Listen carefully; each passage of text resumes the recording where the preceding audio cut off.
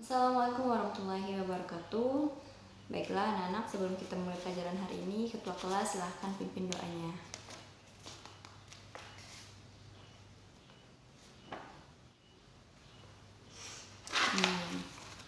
Nah, before we start our study, Miss akan mengabsen kalian terlebih dahulu ya. Jadi hari ini siapa yang nggak hadir? Hadir semua? Alhamdulillah. Nah, what our subject today? English, ya betul, bahasa Inggris. Nah, pada pertemuan kali ini kita akan membahas tentang recontext. Anak-anak di sini tahu apa itu recontext? Nggak ada yang tahu. Coba dibuka dulu bukunya, halaman 34 dibuka. Nah, situ ada penjelasan apa itu recontext. Recontext is a text that retells events or experience in the past. Nah, jadi recontext adalah menceritakan kejadian atau pengalaman yang telah lalu. Itu yang disebut dengan recontext. Kemudian tujuan recontext, apa itu tujuan dari penulisan recontext adalah, ayo siapa yang mau baca? Susi? Oke. Ya benar, recontext itu mempunyai tujuan, yaitu untuk to inform or to entertain the readers, atau untuk memberi informasi atau menghibur pembaca. Itulah dari tujuan dari recontext. Kemudian recontext itu juga mempunyai struktur penulisan, sama seperti naratif teks. Recontext juga memiliki struktur penulisan. Ada berapa? Ada tiga, ya benar sekali. Ada tiga. Yang pertama ada orientation, kedua ada events, dan ketiga ada reorientation. Coba Dila bacain orientation. Apa yang dimaksud dengan orientation? Ya, jadi orientation adalah introduce the participant, place, and time. Nah, apa isi dari orientation? Orientation itu adalah paragraf pertama yang berisikan tentang partisipan, time and place. Nah, partisipannya itu apa? Itu adalah siapa dan siapa yang ada di cerita tersebut. Kemudian place adalah tempat kejadian atau cerita tersebut, dan time adalah waktu terjadinya peristiwa tersebut.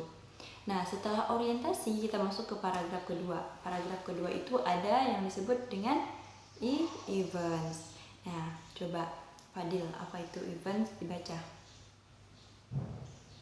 Ya, describing a series of events that happen in the past. Atau kita bisa sebut events itu adalah kejadiannya. Nah, di paragraf kedua ini, di bagian events, kita menceritakan kejadian yang terjadi di pengalaman kita tersebut, menceritakan kronologis kejadiannya itu seperti apa. Nah, itulah yang disebut dengan events dan ditulis di paragraf kedua.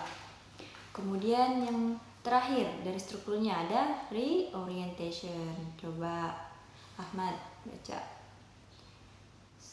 Ya, reorientation adalah static personal comment of the writer to the story, atau kita juga bisa dibilang adalah perasaan dari penulis cerita tersebut gitu, pendapatnya tentang cerita ini bagaimana, apakah sedih, bahagia, senang, dan lain sebagainya. Kemudian recontext itu juga mempunyai linguistic feature atau tata bahasa. Nah, yang kita gunakan di recontext itu menggunakan simple past tense. Kenapa simple past tense? Karena kita menceritakan kembali, menceritakan kembali pengalaman atau kejadian yang telah lampau. Nah, yang telah lampau pastinya kita menggunakan past tense. Nah, di sini adalah simple past tense. Coba kita buka di halaman 35. Contohnya, nah kita bahas sama-sama ya. Ini ada contoh dari teks recon yang judulnya In the Beach. Oke, Miss akan membacakan ya. Last month, my family and I went to the beach. We want to refresh our mind and enjoy the fresh air. We went there early in the morning by car. Nah, ini yang disebut apa tadi? Struktur penulisan konteks ada berapa? 3. Yang pertama ada orientasi. Ya, betul. Orientasi tadi berisi apa? Place, oke. Time, ya. Dan terakhir partisipan, ya benar. Nah, mana partisipannya? Siapa? Nah, seperti di paragraf ini. At least my family and I went to the beach. Artinya partisipan di sini adalah my family and I. Kemudian time. Kapan time-nya? Last month. Kemudian tempat atau place di mana? Coba. Beach. Ya, dari mana kita tahu? Ada di sini tulis di My family and I went to the beach. Nah, dari kalimat pertama kita sudah tahu bahwa yang partisipan dalam cerita ini adalah family and I, kemudian kapan itu last month, dan tempatnya di mana itu di pantai atau beach. Kemudian setelah orientasi ada apa? Events, betul sekali. Nah, events tadi apa? Menceritakan kejadian, benar. Yuk kita baca lagi. After parking our car, we walked along to the beach barefoot. We could feel the smoothness of the sand. Then we looked for a place to take a rest. We rolled out the mat on the ground and had meals together. While eating, we saw many things. Many children built a sand castle. Some of them played with their balls. We also saw some people sunbathe. Nah, ini menceritakan bagaimana kejadian saat dia berlibur ke pantai. Seperti ini artinya, setelah memarkirkan mobil, kami berjalan menggunakan kaki telanjang. Kami juga bisa merasakan lembutnya dari pasir. Kemudian kami mencari tempat untuk beristirahat. Kami menggelarkan karpet di lapangan dan makan siang bersama. Sambil memakan, we saw many things. Kami melihat banyak sekali sesuatu di sana, dan many children built a sand castle. Banyak anak-anak membuat istana pasir dan beberapa dari mereka bermain bola. Kemudian ada juga beberapa orang berjemur. Nah, inilah yang disebut dengan events atau menceritakan kejadian di sana. Itu kejadian saat dia liburan itu seperti apa atau kronologisnya. Nah, inilah dia di paragraf kedua yaitu events. Kemudian terakhir apa? Ya, reorientation. Tadi reorientation itu apa? Benar, itu bagaimana perasaan si penulis tentang cerita tersebut. Coba kita lihat. After having meals, I was interested in doing something. I made a sandcastle with my sister. Meanwhile, my brother collected some seashells. I was so happy and really enjoyed that day. Nah, dari sini kita bisa tahu kalau si penulis itu merasa senang dan bahagia dengan liburan mereka kemarin. Dari mana kita tahu coba? Dari kalimat, ya ada kalimat yang berbunyi I was so happy and really enjoyed that day. Inilah yang disebut dengan reorientation atau penutup dari cerita kita yang menceritakan tentang pendapat si penulis tentang kejadian tersebut. Sampai di sini anak-anak, apakah ada yang ingin ditanyakan? Tidak? Arti sudah jelas ya. Nah, sekarang kita bahas coba. Ini ada 5 pertanyaan. Pertanyaan pertama, Siti coba bacain. Where did the writer go last month? Kemana penulis pergi bulan lalu? Kemana? Beach. Ya benar. Dari mana kita tahu? Dari kalimat paragraf pertama. Ya betul.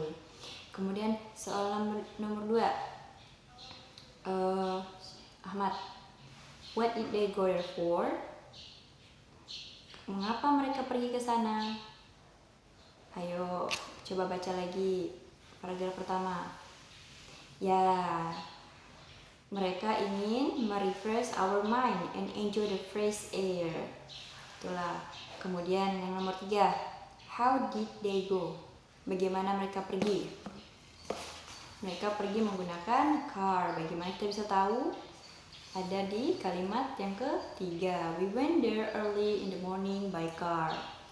Kemudian number 4. When did they go? Kapan mereka pergi? Coba Fahri, nomor 4 apa jawabannya? Kapan mereka pergi? Last month. Ya benar. Kemudian nomor terakhir. What did they do after parking the car? Apa yang mereka lakukan setelah memarkirkan mobil? Selena jawab. Ya, benar. Bagaimana kita tahu bahwa setelah mereka memarkirkan mobil, mereka berjalan menggunakan kaki telanjang? Ada di paragraf pertama. Betul sekali. Nah, ini coba Ibu Miss kasih kalian tugas, coba buat cerita konteks singkat tentang pengalaman atau experience kalian selama liburan atau weekend sama keluarga ataupun sahabat. Miss kasih waktu 30 menit cukup ya, kan cuman nggak banyak, tinggal 3 paragraf aja. Oke. Silahkan mengerjakan. Miss akan nunggu. Oke, udah selesai. Nah, terima kasih anak-anak. Pekerjaannya Miss bawa dulu, nanti Miss koreksi di rumah. Oke. Terima kasih karena waktu sudah sebentar lagi habis, jadi kita akan mengakhiri kelas kita hari ini. Jangan lupa belajar di rumah, ulangi lagi pelajaran yang sudah diajari guru karena kalian sudah di semester 2, sebentar lagi akan ujian, sebentar lagi ulangan. Nah, jadi jangan lupa belajar biar nanti nggak kesulitan kalau ngisi soal ulangan ya. Terima kasih anak-anak, jangan lupa belajar. Wassalamualaikum warahmatullahi wabarakatuh.